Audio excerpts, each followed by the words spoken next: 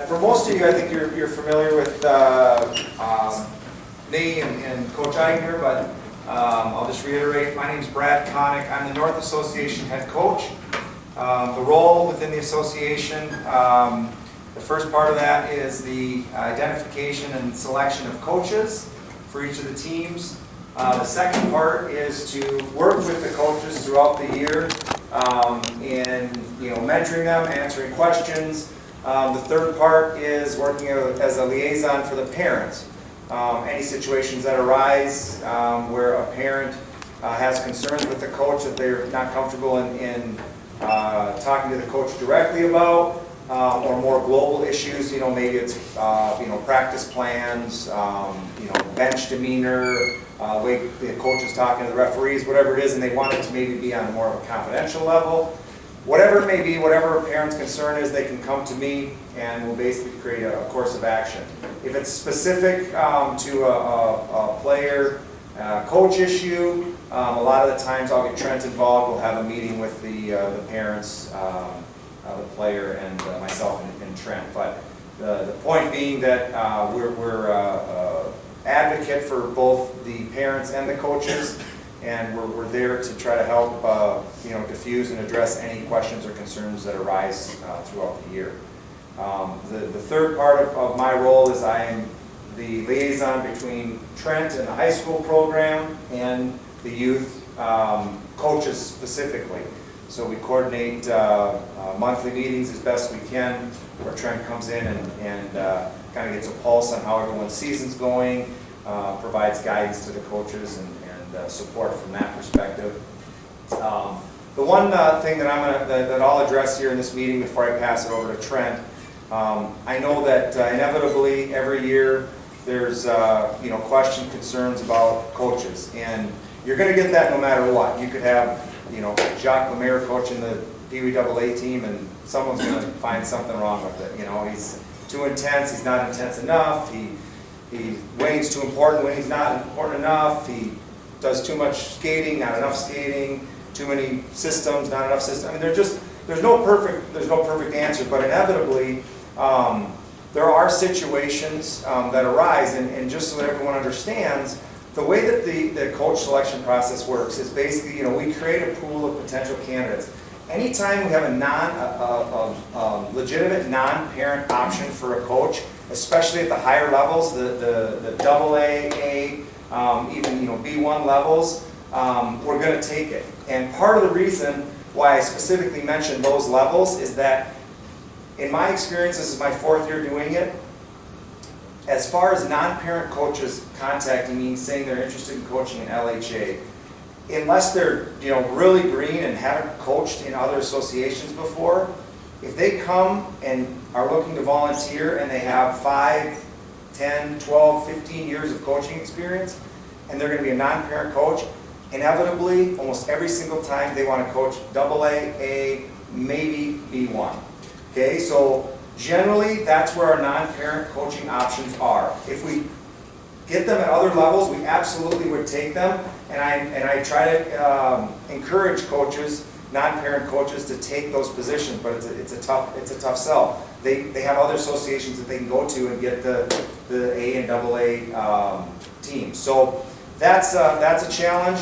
So at that point, then once the teams are formed at the end of tryouts, if you think about it from a math perspective, okay, so aside from squirts where maybe there's 2 B teams and we can do a little bit of shuffling as far as what our coaching candidates are, we oftentimes end up, especially at the C level, with 15 players, okay, which basically means that we have 15 dads and 15 moms. From my experience, there might be 1 or 2 moms that play hockey, and there might be 3, 4, 5 dads that can skate. Okay, so now you shrink that pool down to maybe 5 to 6 to 7 candidates, and many times you contact all of those candidates, and their first choice is not to be head coach.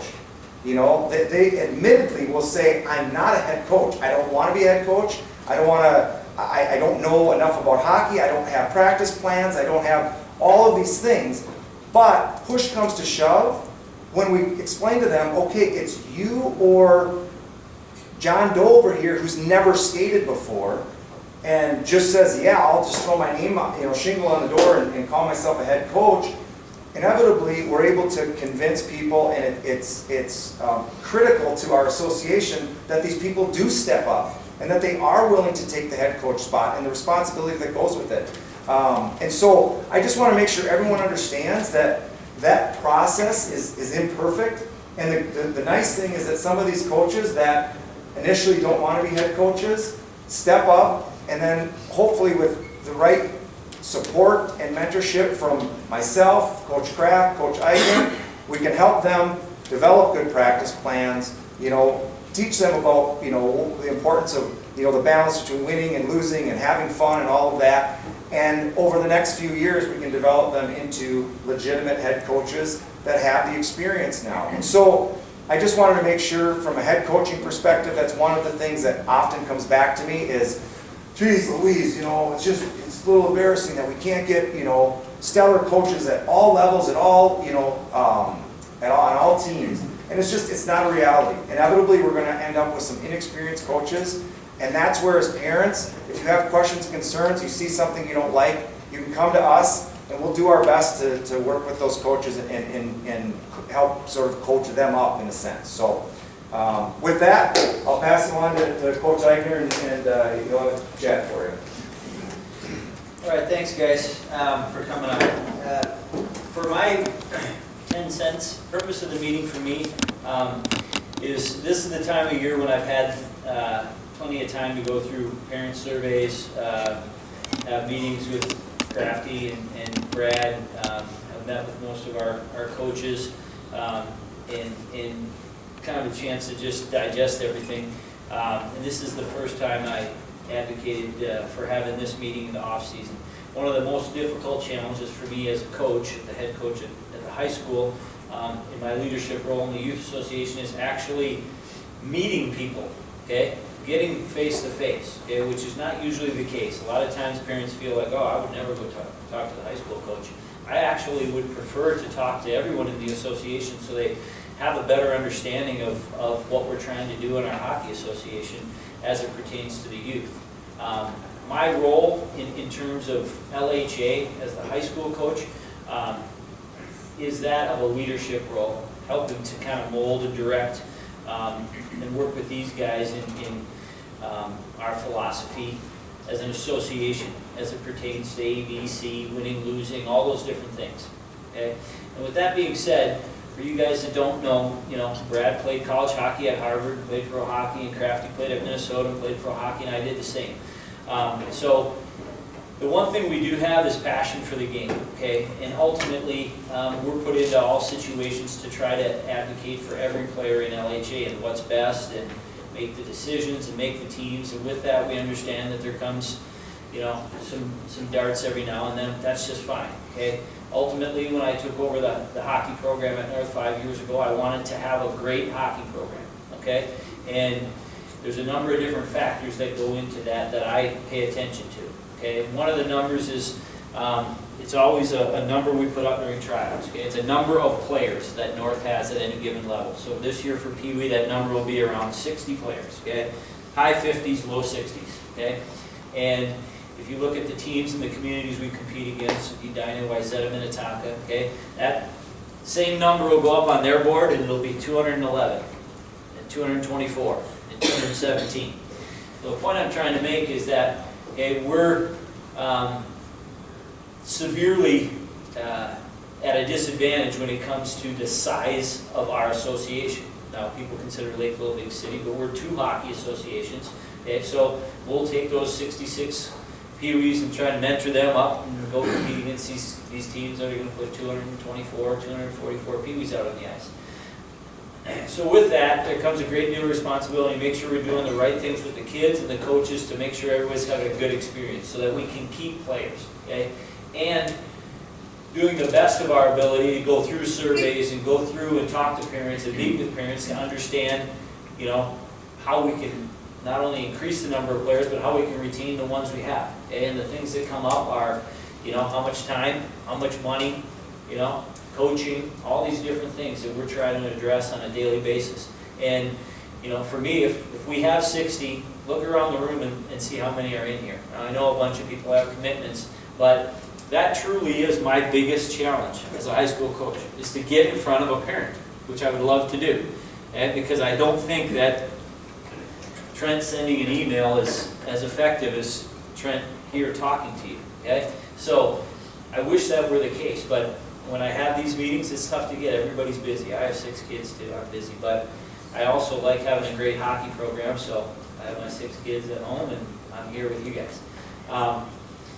So all those things kind of transpire in the off season, and then I get an opportunity to digest and meet and kind of put a face to the name so that people understand. It's my preference, actually, that if you had a question, you wanted help in navigating hockey, okay, you're a non-traditional hockey family, dad didn't play his whole life, and mom doesn't know about it, that you would reach out and say, hey, what is a camp or clinic I could do? Or, what should I be doing my kids this age, right? That's the things that I proactively love to do to make sure that I can take those 60 kids and continue to build a great hockey program, right? Not so we win the state championship every year, not so we win every game, okay? The thing that gets forgotten when people talk about our hockey program, hey, did you guys win all 31 games? Yeah. Okay? On that team, we had 11 National Honor Society kids, okay? In the last 3 years, we've had 12 Division I scholarship kids, okay? So those kids are taking care of school, taking care of academics. In the last 4 years, we have not had a single chemical violation, meaning we haven't lost a kid for chewing, smoking, drinking. Okay? That sounds like the kind of kids I want my own kids to hang out with. Okay? And you can ask yourself kind of the chicken or the egg question. What happened first? You have to be a good team, okay, to beat good teams, or do you have to beat a good team to believe you're good, or how does that happen? Okay? And if you believe in the latter, that you're going to put it in the fate of luck, that, well, if we beat a good team, that'll mean we're good, right? You need to do the right things at all levels for your kids to believe they can compete, right? So I encourage our youth programs to go out and schedule some of the same teams that we'll play at the high school level. Go play Edina, go play Minnetonka, go play Wayzata, play Eden Prairie, okay? And there go those 57 squirts or 64 and go compete against those 240. It doesn't always go well, right? So that's a number that I have to pay attention to, and I ask these guys to pay attention to. And what can we do differently or better, okay, for our kids to enjoy the experience just as much as the other ones, okay? From paying attention to coaches or camps and clinics, or keeping a certain level of excitement in our program, or having a meeting when no one wants to meet, okay? Because if you think this meeting is going on all over the state with other high school coaches, it's not. It's not. I pay way more attention than most do, okay? Most of them get what they get at the high school level, and they go out and throw the puck out and play, and I don't want that, okay? Because for me, if I have a passion for the game, I love to go watch baseball or football, but hockey is my passion, so I want the kids to truly enjoy it. And if they leave the program, whether they played on the A, B, or C team, I want them to be super proud that they were part of the North Hockey program. I want it to be special. I want it to be a program that when people look at it, they go, God, I see those guys in the red jerseys, they're good. I know they work really hard. And those are some of the things that we talk about at the high school level that I think is critical, and I want parents to have a clear understanding of. Because there's challenges that come in sports. Okay? The tryout process in sports is never going to be perfect. Okay? And when I'm in charge of the tryout process, do I feel fortunate that I have a hand in doing what I think is best? Yes. Do I also know that I'll have 20 parent meetings every year around the second week in October? Yeah. Where I'll be told that you made a mistake, this is this, that my kid's way better than this. I understand that comes with sports, right? But those 20 parents aren't going to deter me from what I'm trying to do with the hockey program, because I think it's worth that, okay? And that challenge, along with how does Trent's impression of what's important, how does that work in your house? How do you value winning versus competing, okay? And the idea that, society as a whole is far more liberal, okay? Your kids and my kids get participation trophies, which I never got, right? The team that won got the trophy, and everyone else kicked the dirt and said, we're going to win the trophy next year, right? And for those 57 kids, how do we push them to pursue that? And what's right or what's wrong? It's not for me to say, but I know that that's what I'm up against when I'm dealing with 100 and some families, okay? what's important to Johnny and Jimmy or this, that, or the other, okay? And for me to communicate that clearly and to get feedback from you guys is super important, okay? At the high school level, you know, we tell our kids, it's faith, family, and education. Whatever order you want to put those in, those things are more important than hockey, okay? After that, we hope hockey is number 4. We hope it's a priority, okay? We hope they make it a priority. We hope it forces them to balance their social schedule. We hope it forces them to make good decisions in social settings, not bad decisions. We hope it has a lot of positive impacts on their life. And I think right now you could argue that our program has done that at the high school level, and I'm attempting to assure that that continues to happen for our kids, because the experiences they're having of going 31-0, winning a state championship, playing on hockey day, okay? Whether it was our players, our coaches, our student managers, all these kids came up through LHA and played hockey, okay? And some of them are managers, some of them will go on to be great youth coaches. All the referees that referee my games played youth hockey. Okay, not everyone's going to be a pro or play on an A team or even a high school varsity team. But if we pour some passion into our hockey association and hold ourselves accountable for the behavior of our players and our parents, we can do that. We can continue to have that success. But that doesn't happen, you know, just by mistake. Okay, and I told the last group, and I'll tell you guys. I don't think any of us push our kids out of the house and tell them, you know, go to school today and get some average grades. I really want you to have an average day. Right? Man, you were average. That was really average. Okay? And why should that not pertain to something that they're passionate about, or something I'm passionate about? Okay? Because I think largely, you know, the words related to average are mediocre, middle of the row, which are things I don't think any of us aspire for our children to be or do, okay? Not that every kid's going to be a straight A student or this, that, or the other, but we push them to do that. And I think that the positives that come with that far outweigh the negatives of competing and taking a risk and losing. And so we'll continue to push that message, understanding that we're dealing with 100 and, you know, some families. But with that being the case, that's why I think it's important to me and kind of help understand where we're at as an association and how we can continue to make our association better by asking kids to compete, by asking parents to understand and commit, by taking feedback from parents on how many nights a week is too many at the rink, how many games is too many to play, you know, and our responsibility to parents to keep the cost down. Oh, this tournament's only $300, let's get in it. Well, it's in Duluth. That costs $1,000 for that family to get there and feed their other 2 kids, you know, and all those different things that we're weighing in the equation. At the same time, asking our kids to you know, to compete hard, and our parents to want their kids to go out there and compete. How do we push that, and what's the right message? And not allowing ourselves to just be another hockey association, okay? Because that's easy to do. If that was the case, I'd probably be watching, you know, the NHL playoffs tonight. You guys would be watching The Voice or whatever, and wouldn't be here. But I take the time because I truly care. And I think if you had been in the locker room of the team or met the kids that went 31-0, it's priceless what they did, okay? Teams those kids that have competed and learned to balance the National Honor Society, playing varsity hockey and baseball, that's priceless, okay? And so for me to stand up here and say that it's not important to have teams, youth teams that compete hard and, oh my God, actually win every now and then, would be a lie, because I think it's a wonderful thing to learn, okay? Because you're going to go at some point, push these kids out the door, and they're going to go succeed or fail in college, they're going to get a job interview, okay? And they're going to learn those things. And sports is a great tool to learn those things, okay? Study hard, get an A, don't study, get a C. Life lessons, what do you want to do? Prepare for an interview, okay? Get the job, don't prepare, don't get it, right?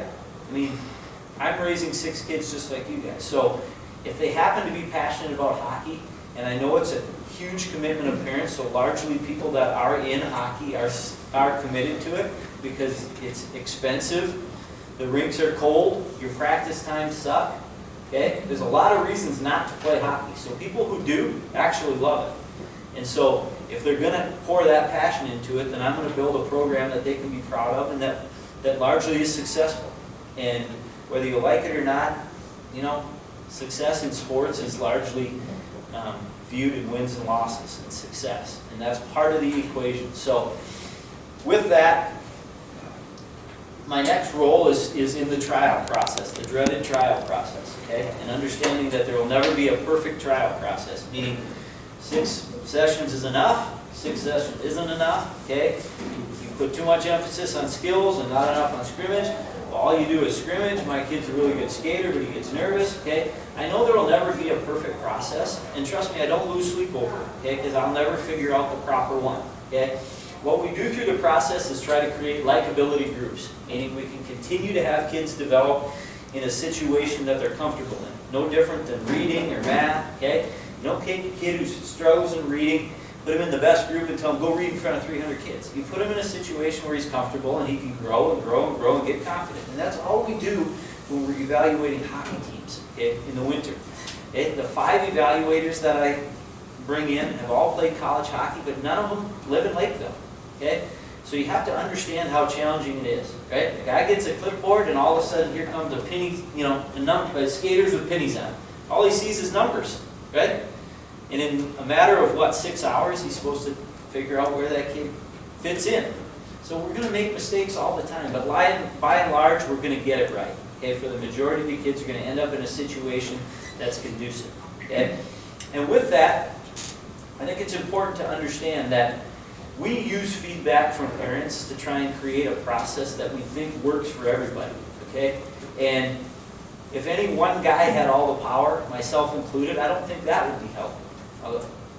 Although at times I think, I've had these kids on the ice 300 times. I should just pick the teams, right? Because I know which kid's going to get hurt 8 times in a season. I know which kid's going to miss practice. I know which kid's going to, throw a temper tantrum. But that's good. Right? It's a good understanding to have, but I let the scores play out, and those are the teams, okay? But one thing that's, over my 5 years I've found interesting is there are situations that arise all the time, okay? And let's say this is now a Bantam, a second-year Bantam. I've had him 5 years in the summer, 5 years in the spring, 5 years in the fall. I watched him play in the winter, and he scores out on a team, whether that's a B or a double A team, and I go, that's going to go bad, okay? And generally, I found I'm right. Okay? For reasons other than the hockey ability, okay? Because the top teams usually attract very competitive kids and parents. And when we get a non-competitive kid in there, it's a tough fit for him. The same thing has happened the other way, okay? A kid has a bad tryout, he's sick, he's definitely a double-A player, and he ends up on a B team, okay? He's clearly the best kid, and you know what happens? His motivation goes out the door. His work ethic goes out the door, okay? So if you don't think the fit's important, then you're wrong. You're wrong, because it really ends up being important. And so pushing kids to compete is a good thing. And we try our best to get those things right, but ultimately, it'll never be a perfect process. I think that, in terms of trying to mold the association or trying to build a culture around this association or a business or whatever that is, it ends up, in my estimation, always being a product of the people that are in it, and how they carry themselves and what they believe. I don't think it ends up being by dumb luck that, Edina's hockey program is good, or Eden Prairie's football program is really good, or Egan's debate program is really good. I think when you peel back the onion a little bit, you'll either find, some of the people in charge are really passionate, really good at what they do, really care about what they do. So it's not dumb luck. It ends up being people super motivated to have exactly what they have, a great program. Whether that's a speech program, a marching band, a football program, it ends up not being luck. It's exactly what it is. So I pour myself into this thing for a reason, surround myself with guys that are passionate about hockey for a reason, so that kids can have a great experience. And meetings like this are, my way of conveying that message to, as many people as I can. And it's a way of helping parents and kids understand that, my job is to help you get to be the best you can, okay? But you can lead a horse to water, but you can't make him drink, okay? And I want kids to have a path to succeed in something they're passionate about. But if they never take me up on it, I wish I could help them out, right? And I wish I could change the fact that everybody wants to play on the AA team, but it doesn't happen. 15 do, and everybody wants to play on the varsity team. And I got to cut 30 kids every year. I'd rather them know in squirts and peewees and bantams and as they come up through our program that it's very competitive. It's extremely competitive, so that they have the opportunity during that time to work and improve if they so decide, rather than them not have any idea and run into a brick wall when they get to my program.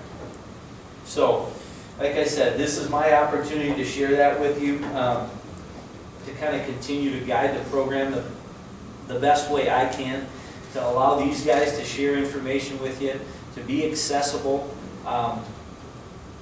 through camps and clinics and programs and everything that we can do to be a part of it, put great coaches on the ice, and understand that my message will always be that, you know, that room full or shelf full of participation trophies, after a while won't mean anything to you. You didn't do anything to get them. You didn't have to work to earn them, other than sign up for baseball or track. You got a trophy. And I largely disagree with that. Not that I'm right, but you know, like I said, I think that society's view on things has become far more liberal, and my kids get those trophies that I never got. I never understood it. You know, you lost by 10 runs. Why'd they give you a trophy? I don't know. Whatever. But not whether I'm right or wrong, but I want the kids to have a great experience, but I do want them to value competing. I really do. I want our teams to compete hard. It doesn't always mean you're going to win, and that at times is irrelevant to me, but I want kids to have the best opportunity to succeed in our program, and the parents to understand that I'm accessible to help them do that, and if not, that's okay. With that, any questions, comments I can help you with? I think all the information, at a minimum, will be on the website for the summer program, because I just sent it again to Coach Connick. But I've coached most of your kids before in some form or fashion in the spring or fall clinic or whatever. And just know that you can always call me if you have questions, comments that you think can help the program. And I will tell you this, and Coach Connick didn't say this, but we do struggle to find coaches all the time. We look hard to find the best ones, and understand the challenges. But the last group got the answer. For all the coaches that I've talked to try to find great youth coaches, you know the number one reason that these guys won't coach? Can anyone tell me? Parents. They don't want to deal with parents. Okay? So I'm not discovering anything new or telling you guys anything new, but the landscape of sports has changed, you know, and I tell our high school parents that in my mind they are fans, they're there to support their children, you know, and if they wanted to be a coach, they should have applied for the job, but they didn't, you know, and I think that's important, that the culture is the same all throughout LHA, and understand that although we kind of chuckle at it, is a sad comment, that a lot of good people I know, a lot of really good hockey people that would love to coach will not coach because they will not deal with the parents. So it's kind of the practice what you preach campaign. It's hard for us to tell our kids to go out there and work hard, be a good sport, and then 5 minutes later get your popcorn and be in the stands yelling at some referee or coach. Okay? But that's largely what goes on. Just call them a spade a spade. You can just reference the program team player model. Yeah, good point. Okay, so I must have scrolled by that. One thing that's important for you guys to understand, okay, and it puts a coach with a parent in kind of in a juxtaposition right off the hop, and especially for me in my role, okay, when I view the association or my view on things always has to be the program, the team, and then the individual, okay? And I largely understand that I'm dealing with parents who have that order reversed. The most important thing to them is their child, right? Then the team, then the program, okay? So I say that only because I've had, I don't know, hundreds and hundreds of parent meetings, both positive and negative, not always, you know, that I'm a jerk or I made a bad decision about their kid, but in those meetings, I will tell you this, and I guess you could maybe include myself in this, that it is very, very rare to find a parent who is honestly objective about his son or daughter in sports. Very rare. Okay? And I don't say that in a demeaning way, right? They're your children or my children. It's hard to be objective. You always think little Johnny or Susie's better than they are, or they deserve a better opportunity, and I understand that. But that's a challenging thing for a coach and a person in my position sometimes, is that, you know, my responsibility is exactly the reverse of the parent. Is that my responsibility is first to the program, then to the team, then to the individual. And it always has to be that way. I have to make decisions that are best for the program, always. Not best for Trent or Ryan or little Johnny or, you know, Mr. Jones or anyone. And then the team and then the individual. And I fully understand that every parent has a passion for their child, and sometimes those things are reversed. So just know that moving forward, that when we do things and try to make decisions, it's with the program in mind first, always. Anything else I missed? Questions? What are some of the things that you guys are doing from a leadership level perspective to try to grow our numbers from where they're at, especially at like the ninth level and going up? What are some of the initiatives that are happening to try to improve? The question was in regards to trying to grow our numbers. And given that, you know, if Lakeville was one hockey association, our numbers would be good, not great, you know, not overwhelmingly great, based on the size of the city. But, you know, the constant initiatives are things that, you know, they seem like they're a good idea, but they end up really not being. It's the free hockey stuff, and largely, you know, what we found out over the years is that everyone takes you up on the free part of it, but the level of retention we get from those people is almost zero. So you're spending a lot of money to give people free hockey that aren't ultimately becoming a long-term part of the program. So you can't blame them for doing it. Maybe free hockey's a good deal, but that's a tough nut to crack. I think the bigger and better way to at least maintain the numbers and grow them is to keep the cost under control. And we do that by, obviously, things like combined ice, team sizes, you know, limiting game schedules and tournament schedules, and actually adhering to those limits that we have, which keeps the cost, you know, under control. It's never going to be an inexpensive sport, but there are ways.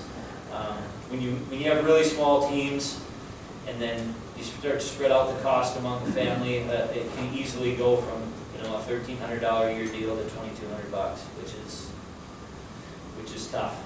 It's a tough game to grow in that sense. But I think that's the one thing that, you know, we're trying to really pay attention to this year, is practice to game ratios and how those team sizes and those tournaments and things, you know, there's no such thing as a free tournament when they put you in it, right? They're more ahead, it's not free.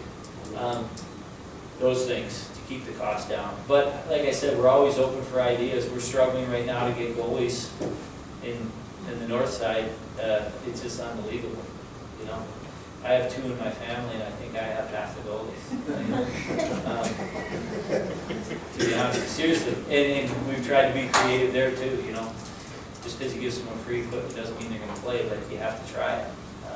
So the part about growing the numbers, I just think, if you can get a kid to squirt hockey, if you can get them through mites to squirts, you got it. I mean, I think we'd all agree it's an addictive sport. If you're going to get up at 6 in the morning and grab a Shattuck or whatever, you're either addicted or committed. So it's a great sport to be a part of, but it is the non-traditional hockey families can, you know, play basketball and other things for a fraction of the price. So, but you got to get them to try before you're ever going to get them hooked. So I encourage you to tell a neighbor. I could start bringing onesies with the North logo to the hospitals. I thought about that. I don't sew, though. it. If anyone has any other questions, you can ask me after or whatever. But I do appreciate the time, and please do share if you thought it was at all worthwhile, the message with other people, or encourage them to either watch it online. But like I said, we want the experience at North Hockey to be a great one, and it takes a lot of people to achieve that. Parents, coaches, kids, everybody. So thank you for your time. Posted on the LHA website, right? Marcus, Yes, Yeah. and Tom's here Yeah. too. Probably tomorrow. And then, like I said, questions about, the worst thing for me is when someone tells me, oh, I didn't know about your clinic, I didn't know where I would have been in it, you know? There's my email, and the summer stuff will be on the website tomorrow or whatever, but if you have any questions ever, okay, I would be glad to help you. Thank you, guys. Thank you.